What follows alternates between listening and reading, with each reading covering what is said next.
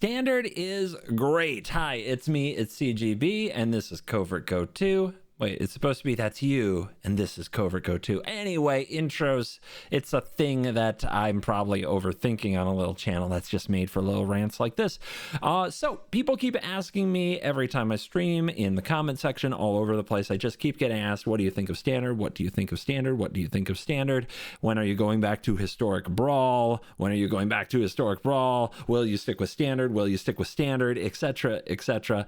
And I guess that's why I have this channel. I can answer the questions in video form and just throw it on the internet. You guys can watch if you want to, if you actually care about my take on these things. So as you can guess from my first sentence, Standard is really good.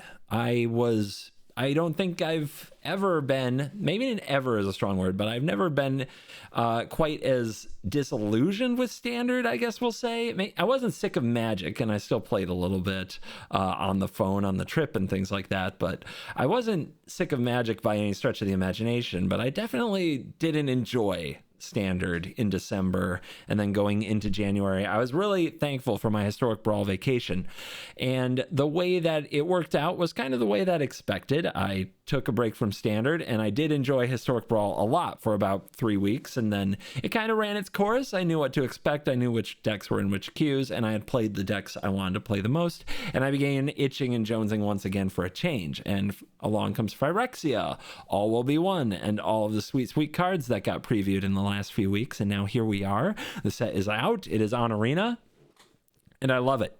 I actually love it. I don't just curl up on the inside like I used to, just like shrivel into a little knot of rage when my opponent cast Fable the Mirror Breaker, Blood Tithe Harvester, Invoke Despair. I felt like I saw those cards so many times. Thalia makes the list, of course, the soldiers, right?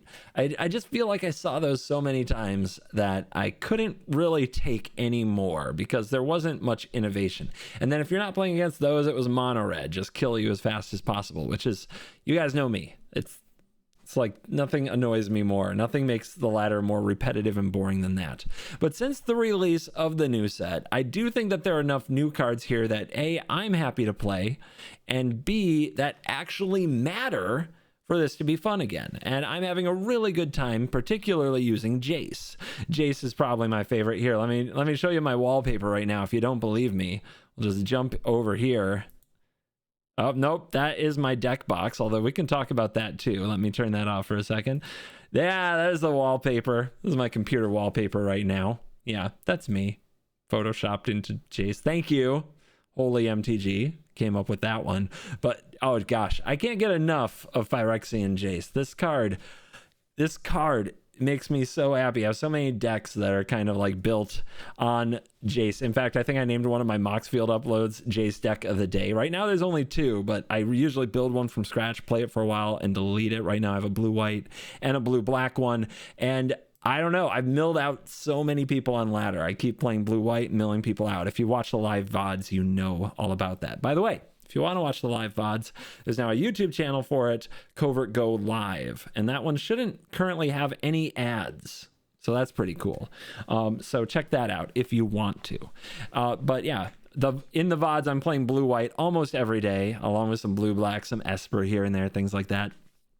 And I just think people are really underestimating what this card can do if you're willing to build your deck in such a way that everything else about your deck can be control. And then this can just be the win con. Comes down, mills the opponent for 3, and then draw a card. And then as the game goes on, they have to deal with it, or else you're going to shrink some of their attackers. It gets them to play more into sweepers. When you shrink their attackers, they need multiple creatures to get to it. And then at the end of the game, it's like you just memory deluge through your deck. You're going through it. If you have 2 Jaces in hand, you just Jace, hit them, mill them out, Jace again, hit them with the other side, and you mill 30 cards and it's over. It's just done. And another fun one is Soul Partition. Like you can minus a Jace on the battlefield. Say I have a Jace at 4, I can minus it, mill the opponent for 9, Soul Partition the Jace at 1 loyalty, recast it up to 5 loyalty, minus it for 5, mill him for 15, cast another Jace, win the game. And you're like, that's 10 mana. How do you get all that? Well, we stall, we wrath, we farewell, we memory deluge, we pick up removal, we dig through the deck, and we just play that as the end game. And it works for me. I haven't heard many other people talk about it, so I don't know if it's working for other people, but in Best of One Ladder, it works for me. But that's not the only thing. If that was the only new thing, I wouldn't be that excited about Standard right now, because the fact of the matter is it takes more than that. It takes more than a good blue-white deck, believe it or not, because otherwise that gets samey. It's the fact that there are other strategies that are so good. The Venerated Rot Priest strategy, I can tell, is very triggering. A lot of people have left comments and say things in chat every day since the card's been released about how much they hate it.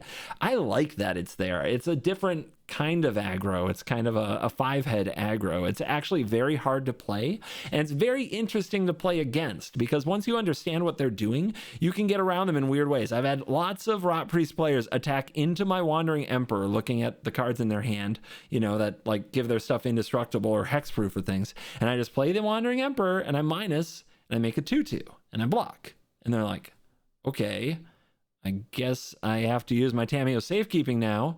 And then I untap and I minus my Wandering Emperor and I exile their thing. So it's like, when you really think about it, you can play around their stuff, and the games are very tense and very interesting. I just think it's a cool deck. But the deck that I think really like makes the format different is the Phyrexian Obliterator green-black deck. I really think that deck's good. The times I've played it, it's just making like decks like Mono Red cry so much. They just can't do anything if you get an Obliterator, if you accelerate into an Obliterator. And then they can't really interact with a fight either. It's so, oh my gosh, it makes me so happy, and it's so evil. And it just adds a different dimension that makes these monocolored decks think about what they're going to do.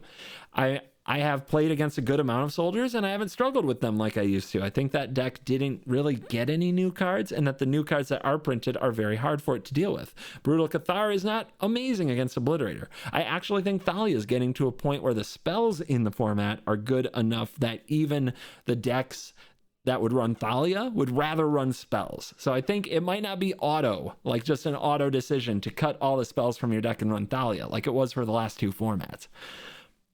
So when will I go back to Historic Brawl? I don't know. Like, I'm not going to go back to Historic Brawl in such a way that I'm making videos all the time, but I have a lot of Standard I want to make, and the key to Standard is to strike while it's hot. If I'm enjoying it, I'm going to keep making it. However, I've decided, especially since my editor on CovertGoCrew, my commander show, needs a break, needs a week off, I'm going to make some Historic Brawl videos and put them on the CovertGoCrew channel. So if you want to check out some Atraxa Historic Brawl, I've already recorded it and should be uploaded over there in a little while. Link to CovertGoCrew is in the description, or just type CovertGoCrew into YouTube and it'll pull right up. Usually it's just a commander game every week, but I'm going to fill it in with some Historic Brawl, and we'll see what the reception is. If a lot of people go check it out and watch it, you know, and definitely leave me a comment if you came just for Historic Brawl or whatever, then we'll do more. I could even have Blake probably make some. I'm sure he would, but it depends on if it's popular. If it's popular, Blake can make some videos over there of Historic Brawl as well.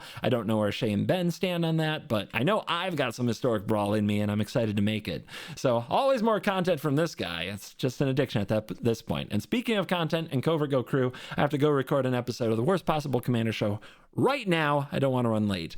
So thank you for watching this mini rant. If you would like the Historic Brawl stuff, subscribe to CovertGoCrew, link in the description. And in the meantime, Standard, baby. You got to strike while it's hot. Right now, it's hot. You're cool.